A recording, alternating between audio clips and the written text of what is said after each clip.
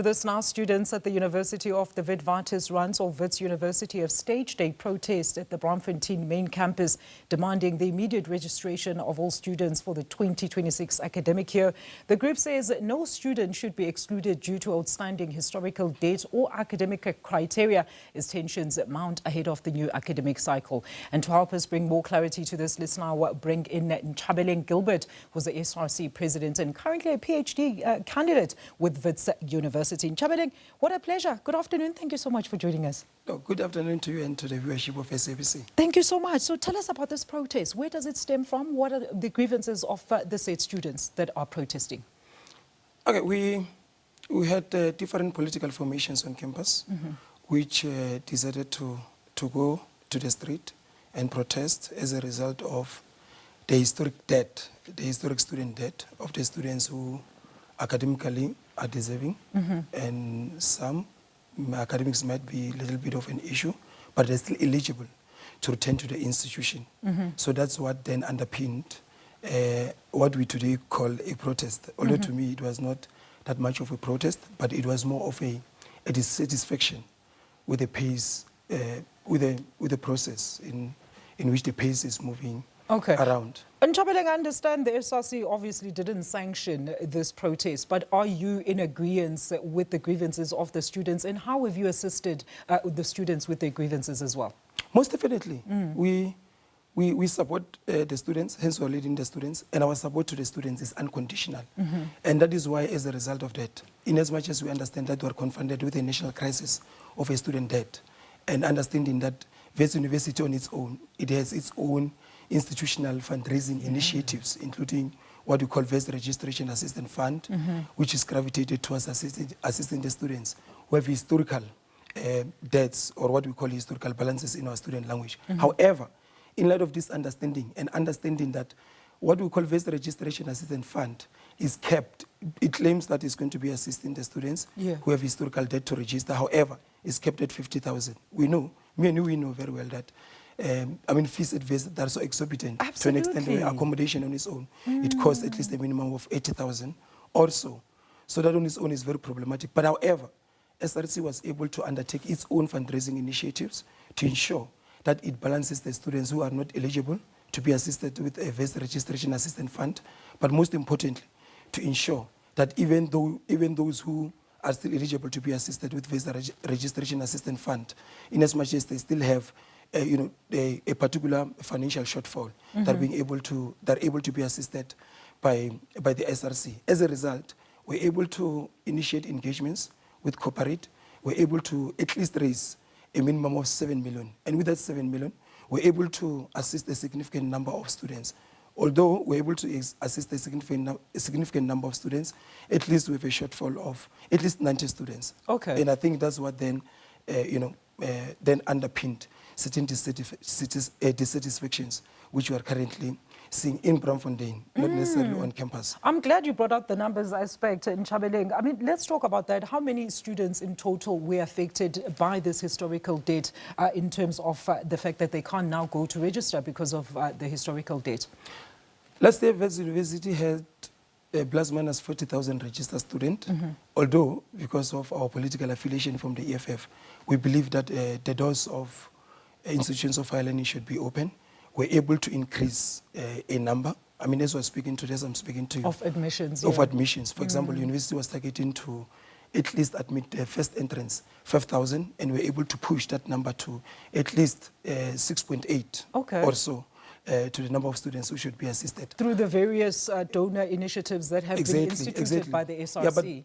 But at the moment, what again, in terms of registration stats, where we are sitting currently, we're able to register at least more than 98% of the students. That is in line with the stats which was released by the university lately. But of course, in as much as 98% sounds quite great, but we still have few postgraduate students. We still have some of undergraduate students who are still not being, assisted. Able to register at who are still not able to register. But Nchabeleng, the university says that it spent about 2.1 billion rand on student financial aid just last year. So how is it not able to then meet the demands of the students currently suffering from historical debt? That money on its own is not sufficient. and this is what we've been saying, to say that if you look at Wits alone. What is the issue? Is it the funding model? Is it the per student type of capita model that is used that is just not meeting the student requirements pertaining to what the actual fund can provide for the student?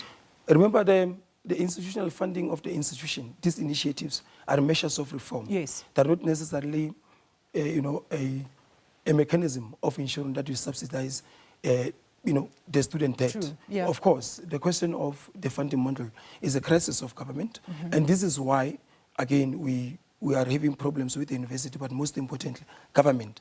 And as a result of this is why SRC was able to then institute a robust and strategic engagements with the private sector to see how we can deal with the student debt. I can tell you, you can think that 2.1 million is a sufficient money. So sufficient money at Wits, I can tell you today. 2.1 billion. Exactly. No, it's still not sufficient because you are interrogating the question of the historical student debt.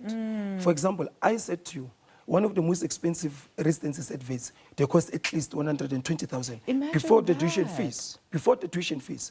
If, for example, I'm staying at Wits Junction, and then therefore I was expected to pay 120,000, but because I did not have that money, however, there are certain concessions which SRC was able to attain for me to register. Yeah. It means I must continue into the following year with that debt. It means I'm making a debt on top of a debt. And that is what we're very displeased with.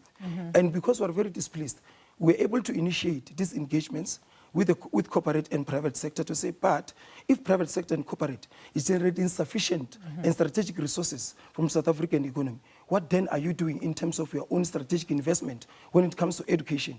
To be able to be in agreement with us to say that, yes, we agree that ultimately we need to find a mechanism on how we tackle the crisis of the national student debt. But particularly, of course, I'm SRC President of Wits, so my immediate concern is the students who I'm leading. That's my constituency. So where are we now, Nchabeleng, before I let you go? Where are we now? Have those students been assisted? Are they still protesting? I spoke to you earlier on today. I just want you to tell the viewers what is the current resolution at this stage?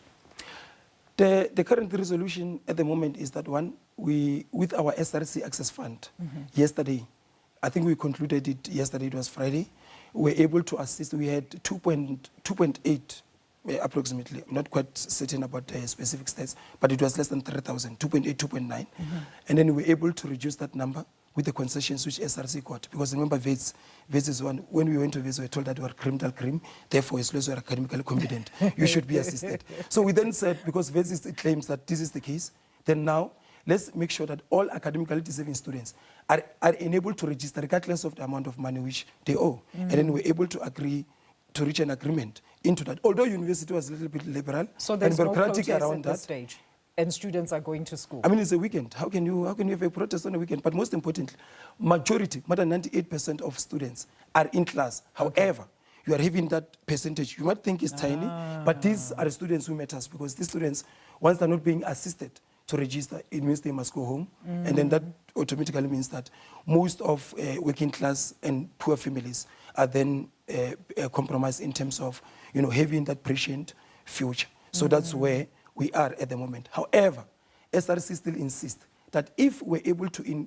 enter into strategic engagements with corporate and private sector, and then we agree in principle that at least strategic billions can be injected with dealing with the national student debt, then that on its own, it means that we should be able to call out the government to come on board to say, look, we understand that building from fees must fall was as a result of this crisis, but post-fees must fall, although at some point we had a former head of state who claimed that there's going to be a free education. But today, even post-COVID, we're still confronted with this crisis. So we're calling on the government to join hands with corporate and private sector so that we deal with this current crisis once and for all. So that next year, we don't then arrive find here. the same situation. Find the same situation. All right. But also, there's a question as well of 2 seconds. Yeah, there's also a question of the student leaders who are currently facing suspensions simply because they were protesting. So it's a myriad of issues there, but I understand you're getting to the bottom of it,